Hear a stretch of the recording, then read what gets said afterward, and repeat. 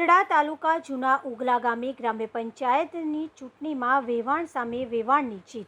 ગીર સોમનાથ જિલ્લાના ગીર ગઢડા તાલુકાના જૂના ઉગલા ગામે બે વેવાણો વચ્ચે સરપંચની ચૂંટણીનો જંગ જામ્યો હતો, જેમાં જૂના ઉગલા ગામમાં છેલ્લા 10 વર્ષથી સરપંચ તરીકે રાજ કરતા ભાવનાબેન વિનોદભાઈ નંદવાણાને તેમના વેવાણ જયાબેન નરસિંહભાઈ ડાગોદરાએ 606 મતે આખી પેનલ સાથે હરાવી દીધા છે.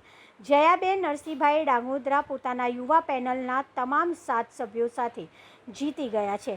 જયાબેન ડાગોદરાની પેનલે એક અનોખી પહેલ કરી અને વેવાણ સામે વેવાણની જીત મેળવી છે.